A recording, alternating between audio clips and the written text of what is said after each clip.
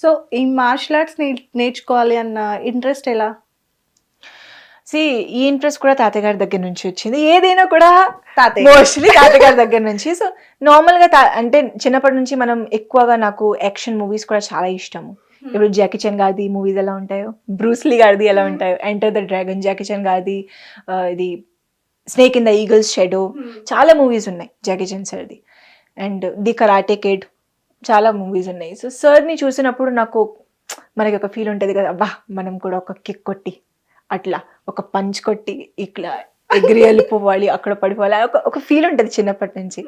So నాకు కూడా కొన్ని సర్ది మూవీస్ చూసినప్పుడు అక్కడ ఫీల్ వచ్చేది, నేను కూడా ఒక్కసారి అట్లా చేయాలి అనేది. సో తాతగారు కూడా నాకు అదే చెప్పారు, ఈ ఒక్క లైఫ్ ఉంది, ఈ ఒక్క లైఫ్లో నువ్వు ఎంత లైఫ్లో కొత్త కొత్త థింగ్స్ నేర్చుకొని కలుగుతావు, ఇట్స్ డిపెండ్ ఆన్ యూ. అంటే ఒకే పాయింట్ పైన just you are a dancer అట్లా ఉండకూడదు లైఫ్లో. డాన్సర్, యాక్టర్, ప్రతిదీ అంటే you should be a versatile person ఉండాలి, నువ్వు ఏదైనా చేయగలుగుతావు అనేది ఉండాలి నువ్వు. సో తాతగారు నాకు అట్లా బూస్టప్ ఇస్తారు. అప్పుడు ఇక్కడ వచ్చిన తర్వాత ఒక నార్మల్గా స్టూడియోలో ప్రాక్టీస్ చేసినప్పుడు ప్రదీప్ సార్ని చూశాను, మా మాస్టర్ని. Is my martial arts karate master. So అప్పుడు నాకు అనిపించింది సార్తో ఒకసారి అడిగితే, మాస్టర్ నేను కూడా మార్షల్ నేర్చుకోవాలి. I'm talking about 2019. Okay, 1 year అయిపోయింది. 1 year అయిపోయిన తర్వాత నేను నార్మల్గా ప్రాక్టీస్ చేసినప్పుడు అక్కడ మాస్టర్ని చూశాను. మాస్టర్ ఒక పర్సన్ని నేర్పిస్తున్నారు, కరాటే ప్రాక్టీస్ చేపిస్తున్నారు. సో నేను తాతగారు పర్మిషన్ తీసుకొని ఒకసారి అడుగుదామనేసి అడిగాను. సో సార్ ఓకే చేద్దాం అనేది. సో ఫ్లెక్సిబిలిటీ మనకి ఆల్రెడీ ఉంది, బికాస్ చిన్నప్పటి నుంచి మనం జిమ్నాస్టిక్స్ చేస్తున్నాం కాబట్టి.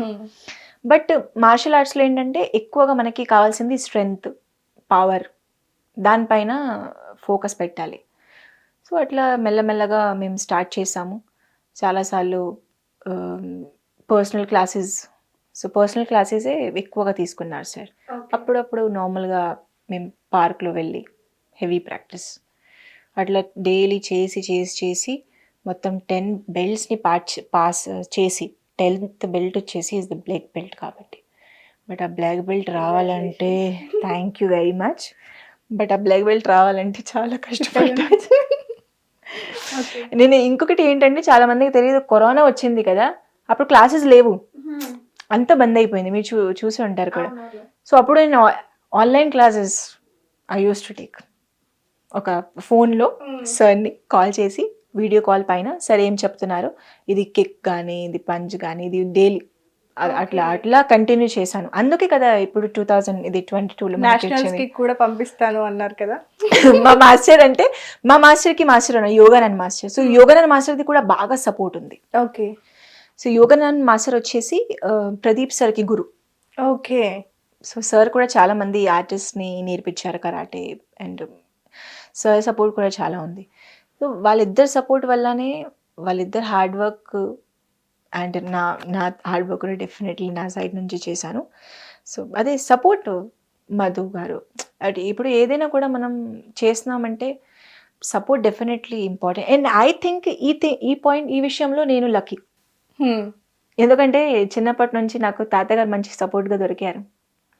జస్ట్ నా స్కూల్ లైఫ్లో పక్కన పెట్టేస్తే ప్రతిదీ నేను పాస్ట్ నుంచి చూస్తుంటే తాతగారికి మంచి సపోర్ట్, అమ్మమ్మ గారు ఇంట్లో అంటే నా బట్టల గురించి కానీ, నా ఫుడ్ మంచిగా చాలా మంచిగా చూసుకున్నాను. ఓకే. యా.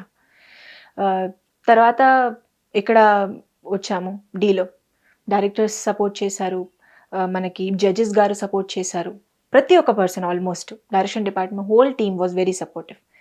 సో అండ్ తర్వాత మెయిన్ థింగ్ ఏంటంటే ఇక్కడ తెలుగు పీపుల్ వీళ్ళ సపోర్ట్ కూడా ఇప్పటి వరకు ఉంది. అంటే ఇది వెరీ రేర్. నేనేం చూసానంటే ఎక్కువగా ఒక ఇయర్ ఆర్ 5-6 months అట్లా గుర్తు కోసం కొంతమంది అట్లా ఉంటారు, వస్తారు పోతారు. చాలా మంది అలా జరిగింది కూడా షోస్లో. చాలాసార్లు చాలా మంది డీ షోస్లో వచ్చారు, వెళ్ళిపోయారు. బట్ నాకు ఇది కొంచెం లైక్ నా హార్డ్ వర్క్ చూసి నేను చాలా లక్కీగా ఫీల్ అవుతాను. నాకు కానీ ఎందుకంటే నా ఫ్యాన్స్ మాత్రం నాతో ఇప్పటి వరకు అలానే ఉన్నారు, అలానే సపోర్టివ్గా ఉన్నారు, అలానే ట్రావెల్ చేస్తున్నారు. అండ్ ఇంకా నేను పైకి వెళ్ళాలి అనేది వాళ్ళకి కూడా ఆ కోరిక ఉంది. బికాస్ నేను డైలీ నా కామెంట్ సెక్షన్ లో కూడా చూస్తాను. రెగ్యులర్ ఒక కమెంట్ ఉంటుంది, అబ్జర్వ్ చేశారా? ఒకే పర్సన్ పెడతారు మీకు. ఏంటి? Aksa Khan for ever. నేను చూస్తాను. ఒకే పర్సన్ ప్రతి పోస్ట్ కింద కంపల్సరీ ఉంటది, చూసారా? చూసాను.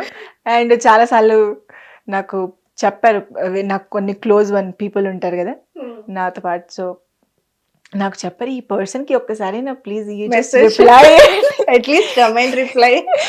అంటే నాకు అంటే ఆ పర్సన్ అది రాసిన కామెంట్ ఎలా ఉంటది అంటే ఐ లవ్ అక్సన్ ఫర్ ఎవర్ అంటే నాకు అంటే నార్మల్గా ఏదైనా పెట్టి నైస్ అంటే some times I reply also to my fans. మీరు చూసే ఉంటారు నాకు ఓల్డ్ పోస్ట్ లో నేను మోస్ట్లీ నేను వాళ్ళని రీమెన్షన్ చేస్తాను, నా స్టోరీస్ లోకి రిప్లై కూడా చేస్తాను.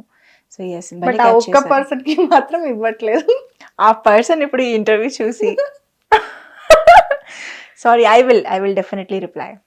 ఆ మెసేజ్ కాకుండా కొంచెం చేంజెస్ ఏమన్నా ఇంప్రెసివ్ గా పెడితే డెఫినెట్ గా రిప్లై. అదే బికాజ్ అలాంటి మనకి చాలా సార్లు చాలా మంది రిప్లై ఇస్తారు కానీ కామెంట్స్ పెడతారు కానీ ఎందుకు మనకి నచ్చదు.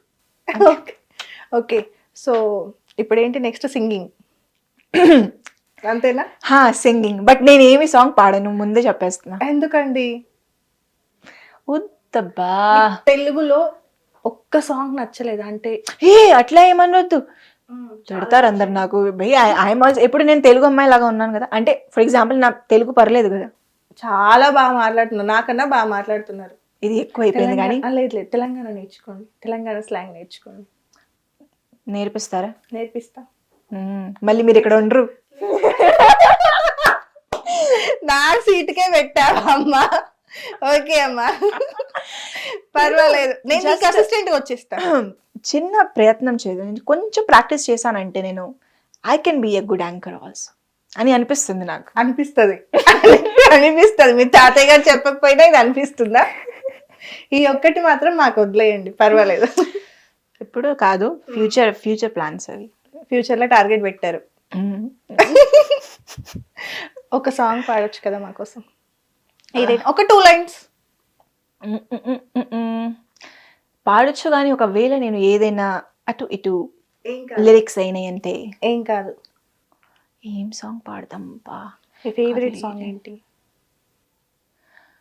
Favourite song Telugu, Hindi or English ఏదైనా సరే పాడేయండి, మేము అడ్జస్ట్ చేసేసుకుంటాం అర్థం కాకపోయినా. But let me think.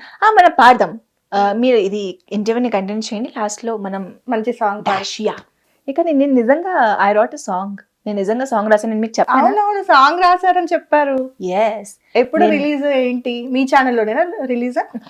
అంటే ప్లాన్ అయితే ఇంకా చేయలేదు, దట్ వేరే కంపెనీకి వాళ్ళ లైక్ మ్యూజిక్ కంపెనీకి, లేదంటే నా ఛానల్లోనే.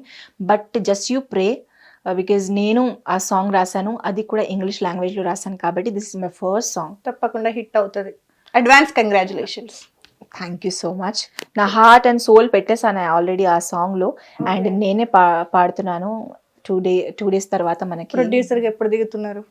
ఇక ఒకటే మిగిలింది, అది ఇప్పుడు మంచిగా లైఫ్ నడుస్తుంది. Like be happy and enjoy.